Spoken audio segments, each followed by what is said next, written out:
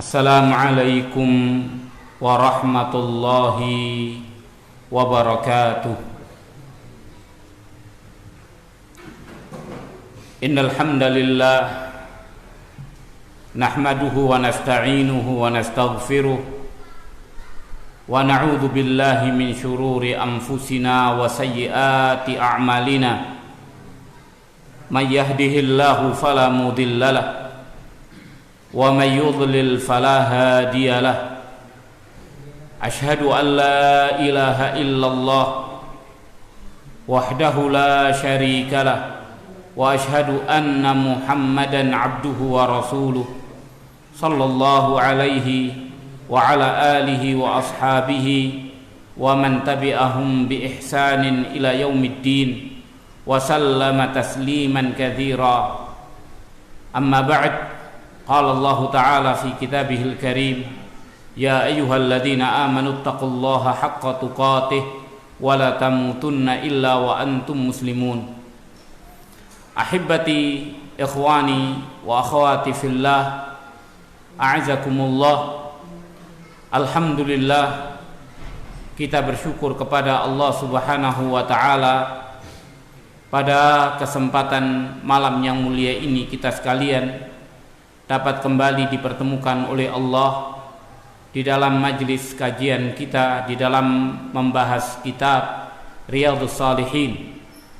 Kita mengharap mudah-mudahan kehadiran kita senantiasa diridhai dan diberkahi oleh Allah, dan mudah-mudahan Allah Tabaraka wa Ta'ala selalu melimpahkan rahmat, hidayah dan taufiknya kepada kita sekalian. Ahibbati ikhwani wa akhwati fillah, a'azakumullah.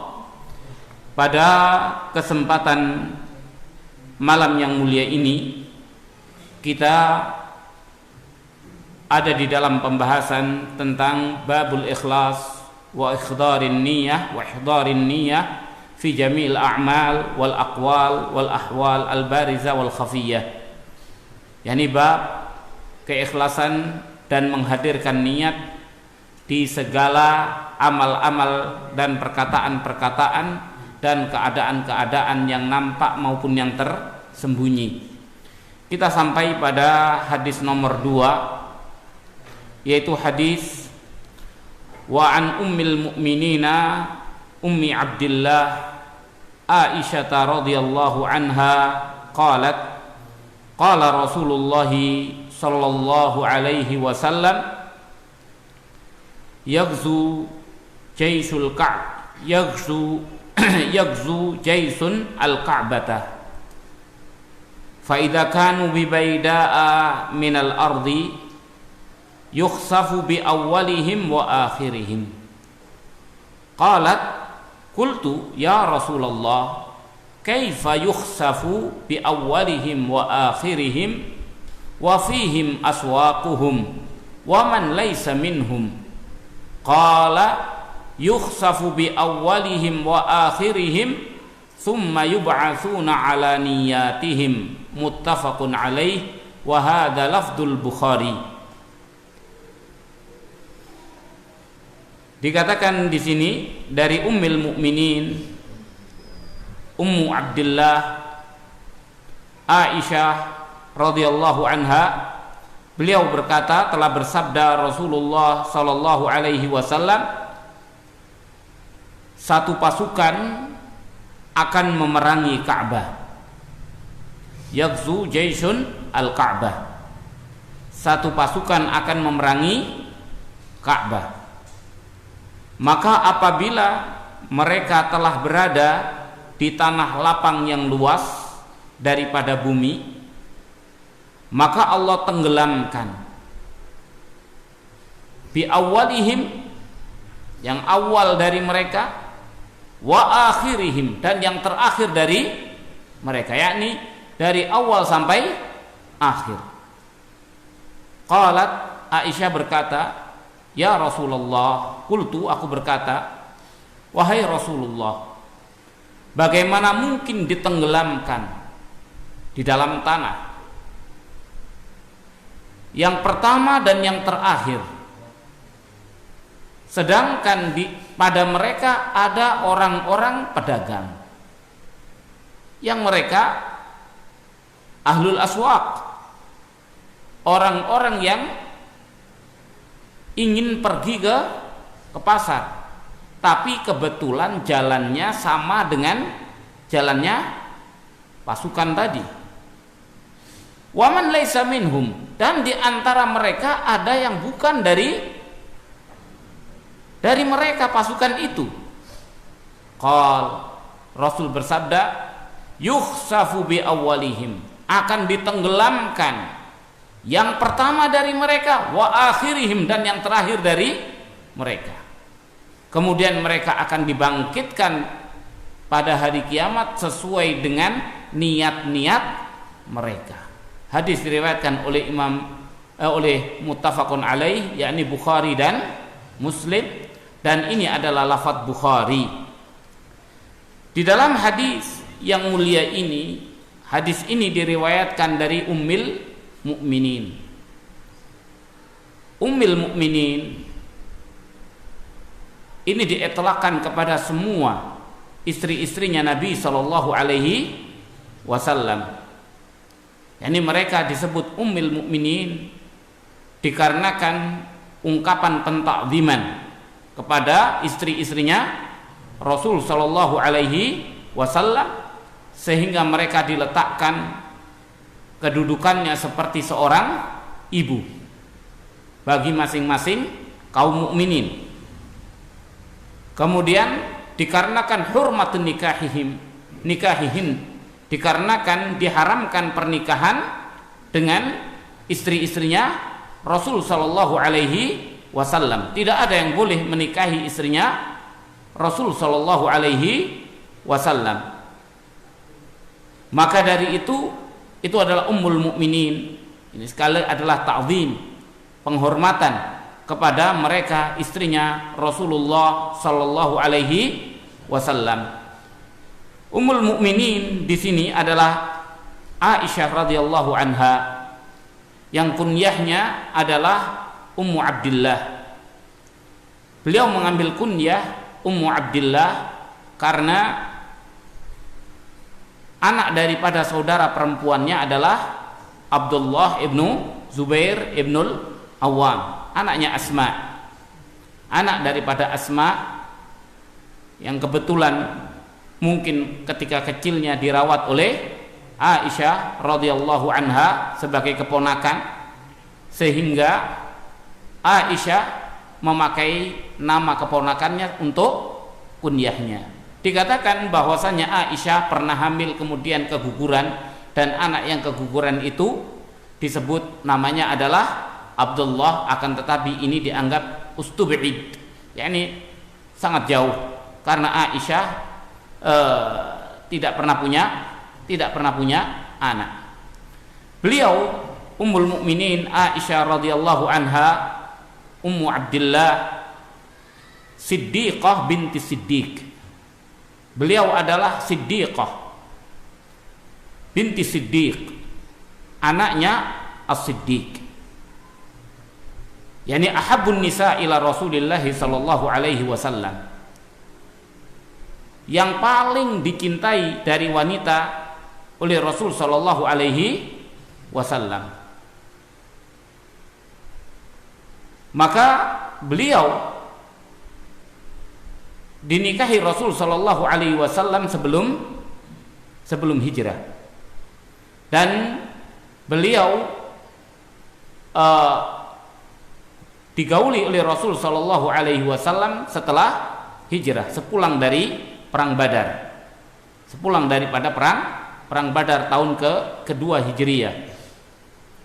Beliau radhiyallahu anha, banyak sekali orang-orang yang membencinya, orang-orang yang menyimpan kemunafikan. Maka dari itu tidak ada orang yang membenci Aisyah kecuali munafik, sebagaimana tidak ada orang yang membenci Abu Bakar kecuali munafik. Aisyah dituduh berbuat zina dan lain sebagainya, dan Allah Subhanahu wa taala bebaskan pembebasannya dari langit. Maka dari itu beliau adalah Siddiqah bintu Siddiq. Beliau adalah seorang yang jujur, Siddiqah bintu Siddiq. Dan di sini kita melihat betapa Aisyah radhiyallahu anha seorang wanita yang luar biasa, kecerdasan yang luar biasa yang dimiliki oleh beliau. Dikatakan oleh beliau, telah bersabda Rasulullah sallallahu alaihi wasallam, "Yaghzu jaisyun al-Ka'bah." Akan memerangi satu pasukan al-Ka'bah. yakni Ka'bah sebelumnya sudah pernah di Ka'bah, dikatakan Ka'bah yaitu Baitullah Al-Haram yang ada di Makkah. Dikatakan disebut Ka'bah karena dia bentuknya muka'ab. Muka'ab itu kotak, maka disebut Ka'bah, bangunan yang kotak, yang dibangun oleh Nabiullah Ibrahim alaihissalam. Ditinggikan pondasi daripada Ka'bah oleh Nabiullah Ibrahim dan Ismail, dan mengatakan Rabbana taqabbal minna, ya Allah terimalah dari kami. Ini adalah membangun rumah Allah subhanahu wa ta'ala yang pertama diletakkan untuk manusia, yaitu Ka'bah. Dan ini adalah yang pertama sebelum daripada Baitul Maqdis. Sebelum Baitul Maqdis, yang pertama diletakkan bangunan di muka bumi adalah masjid, adalah Ka'bah. Inna awwalu baitin wudi'a lin-nas lalladzi bi Bakkah. Sesungguhnya rumah yang pertama kali diletakkan untuk manusia menjadi kiblat adalah yang ada di Bakkah. Dikatakan Bakkah itu nama lain daripada Makkah. Dikatakan yang lainnya mengatakan Bakkah itu adalah maudhi'u Ka'bah. Letak pondasi daripada Ka'bah itu disebut Bakkah. Disebut sebagai Bakkah. Dulu, zaman dahulu, sebelum Rasul Shallallahu Alaihi Wasallam lahir, Ka'bah telah diperangi, diserang oleh pasukan yang besar. Pasukan yang besar itu diantaranya ada pasukan gajah. Yang disebut yang memerangi adalah Abroha min kibalil Yaman, dari arah Yaman, ingin menghancurkan Ka'bah karena kecemburuannya terhadap Ka'bah. Maka ketika mereka sudah mendekati Ka'bah di daerah yang disebut namanya Mughammas, mereka gajah itu berhenti, tidak mau melanjutkan. Tapi ketika dihadapkan ke arah Yaman, langsung lari. Ketika diseret jalan lagi sampai di tempat itu, maka berhenti, tidak mau melangkah. Sampai kemudian mereka berkemah di sana karena gajah-gajahnya tidak mau masuk. Pasukan andalannya adalah pasukan gajah. Maka kemudian mereka berkemah dan memberikan teror kepada penduduk Mekah dengan mengambil ternak-ternak penduduk Mekah, sampai akhirnya Allah tabaraka wa taala mengirim toir, burung, yang orang sini bilang burung ababil. Padahal maksud daripada ababil itu adalah kumpulan burung. Toiron ababil itu bukan namanya burung ababil, tapi kumpulan daripada burung. Yang burung-burung itu bergerombol banyak sekali, yang masing-masing membawa batu yang kemudian dijatuhkan kepada pasukan Abroha. Maka kemudian mereka seperti dikatakan oleh Allah Subhanahu wa taala, berantakan seperti rumput-rumput yang dimakan oleh ternak. Ini seperti rumput ketika ditebangi semua bergelimpangan. Itulah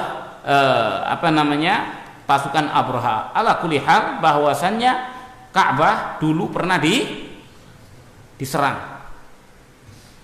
Dan Ka'bah nanti pun akan diserang. Nanti akan diserang oleh satu pasukan.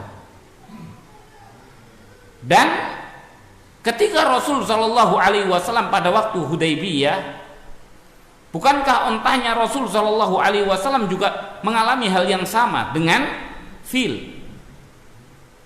Ketika Rasul masuk Mekah, mau masuk Mekah di Hudaybiyah, maka apa? Ontanya Rasul Shallallahu Alaihi Wasallam berhenti. Para sahabat Nabi Shallallahu Alaihi Wasallam mengatakan, katanya, khala'atil qaswa. Qaswa itu ontanya Rasul Shallallahu Alaihi Wasallam. Ini qaswa. Qaswa ontanya Rasul Shallallahu Alaihi Wasallam. Khala'atil qaswa. Khala'atil qaswa. Para sahabat bilang, mogok. Ontanya Rasul mogok. Qaswa mogok. Qaswa mogok. Rasul mengatakan, ma khala'atil qaswa wa ma dzaka wa laysa dzaka khuluqun laha. Katanya Rasul sallallahu alaihi wasallam, tidak mogok. Qaswa tidak mogok, dan itu bukan perangai daripada Qaswa. Qaswa tidak pernah mogok. Walakin habasahu habisul fil. Akan tetapi yang menghalangi dia melangkah adalah yang menghalangi onta untuk melangkah. Yani Allah tabaraka wa ta'ala tidak membolehkan onta itu melangkah. Maka qaswanya langsung malah turun, duduk di situ. Rasul sallallahu alaihi wasallam pun di sini. Rasul sallallahu alaihi wasallam bela binatang ternak. Ketika onta dibilang mogok, Rasul bilang enggak.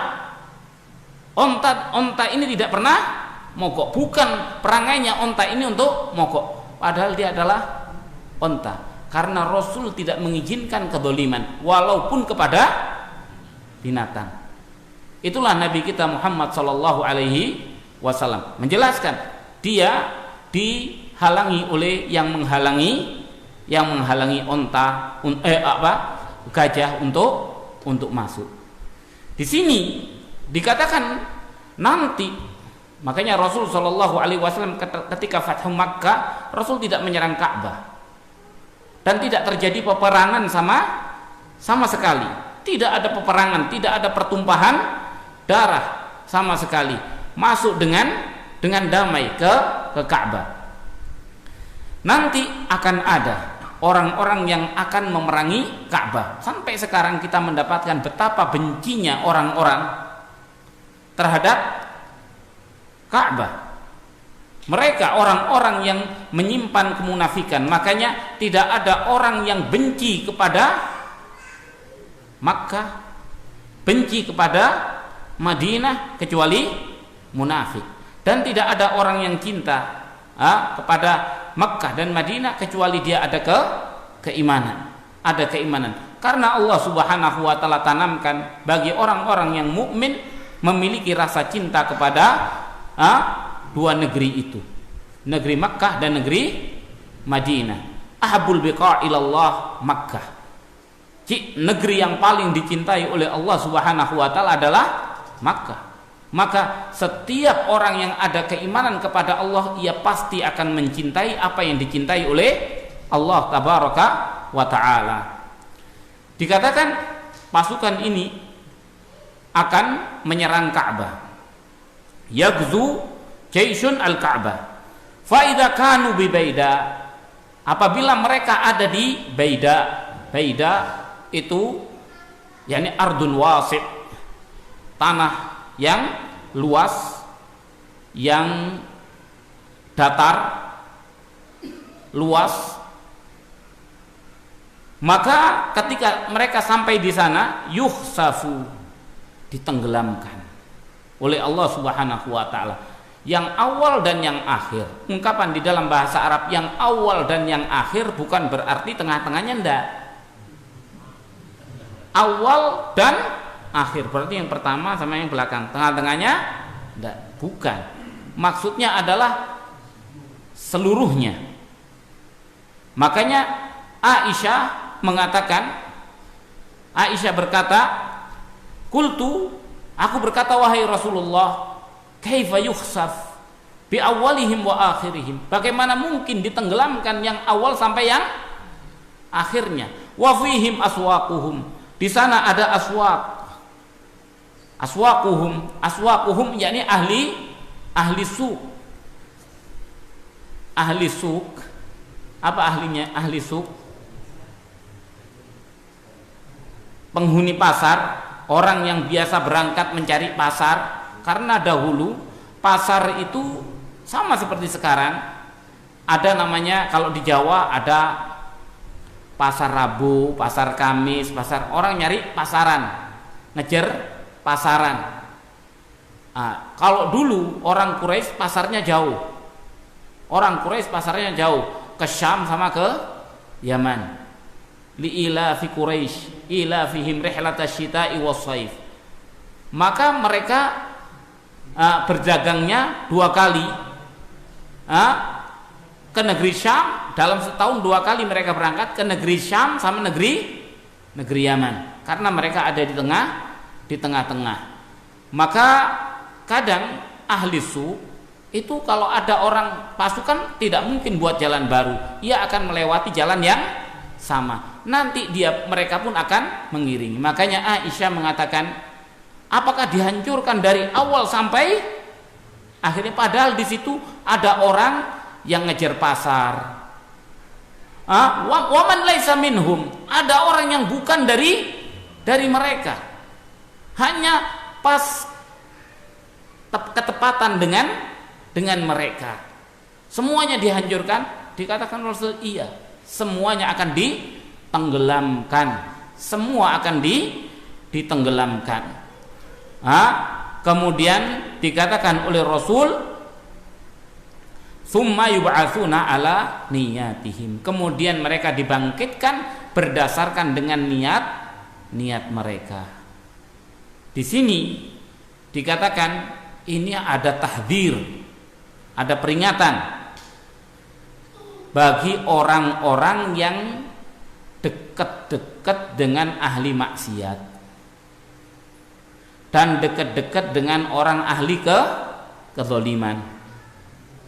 Kalau datang azabnya tidak pilih-pilih, semua akan kena. Maka dari itu kalau kita, kenapa para ulama seperti Rasul Shallallahu Alaihi Wasallam tidak mau tinggal di antara punggung-punggung orang kafir dan tidak membolehkan untuk seorang mukmin tinggal bersama punggung-punggungnya orang kafir? Karena kalau ada azab, semua kena. Azabnya tidak pilih-pilih, semua tertimpa. Makanya Rasul mengatakan, ana bari'un mimman yaskun baina adhuril musyrikin. Aku berlepas diri dari orang yang tinggal di antara kaum musyrikin. Kalau turun azab, ya semua kena. Semuanya kena. Makanya Allah Subhanahu wa taala di dalam Al-Qur'anul Karim mengatakan, wattaqu fitnatan la tusibannal ladzina zalamu minkum khassah. Janganlah taqul fitnatan, hati-hatilah kalian dari sebuah fitnah yang tidak menimpa orang-orang yang zalim di antara kalian secara khusus, tapi akan mengenai semuanya. Semuanya akan kena. Maka dari itu kita diperingatkan agar jangan dekat dengan orang ahli maksiat. Sebab kalau turun azab, maka semua kena. Semuanya kena. Termasuk di dalam perjalanan. Di dalam perjalanan juga demikian. Makanya sampai onta yang dilaknat. Kita pada kesempatan kitab Kabair membahas tentang orang yang melaknat ontanya. Kemudian Rasul mengatakan turunkan semua barangnya, biar dibawa oleh orang ini, ontanya ditinggalkan. Aku tidak ingin menemani perjalanan kita onta yang terlaknat. Jadi kita bisa kena laknat gara-gara laknatnya onta, gara-gara onta yang terlaknat. Maka dari itu sampai pada keadaan seperti itu. Maka dari itu ini adalah pelajaran penting bagi kita agar kita jangan dekat-dekat. Ini yang disebut dengan jalisi saleh dan jalisi su, teman yang dekat, teman yang baik dan teman yang buruk. Tidak ikut-ikut pun akhirnya juga kena. Tidak ikut-ikut pun akhirnya juga kena. Maka summa yub'atsuna ala niyatihim, di sini syahid daripada pembahasan ini. Yani nanti urusan hisab, hukuman di dunia semuanya kena sama siapa saja. Tapi di dunia, di akhirat nanti dibangkitkan sesuai dengan niat mereka. Yani apa yang ada di dalam hati mereka. Niatnya mereka berdagang, ya tentunya dihukumi oleh Allah sesuai dengan niatnya berdagang.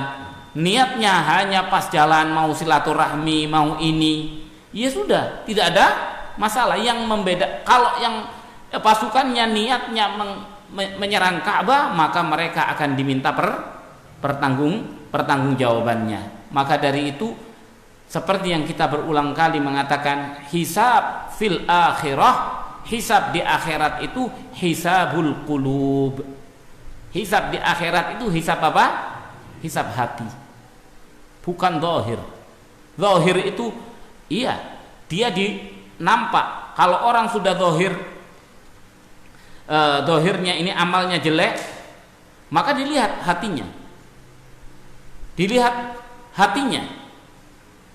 Zahirnya bergabung, hatinya dilihat. Ternyata dia tidak ada niatan, dia hanya tampaknya bergabung dengan pasukan tadi, padahal tidak demikian. Maka dari itu inilah yang nanti akan ditegakkan oleh Allah Subhanahu wa ta'ala. Artinya di dalam apa saja yang berkaitan dengan amal, semuanya akan mendapatkan sesuai dengan apa yang diniatkan. Sungguhnya ini menegaskan kepada hadis yang awal, innamal a'malu binniyat wa innama likulli imri'in ma nawa. Hanya saja amal itu tergantung niatnya, dan bagi seseorang, bagi setiap orang itu ia mendapatkan apa yang ia niatkan. Ia mendapatkan apa yang ia niatkan. Wallahu ta'ala a'lam.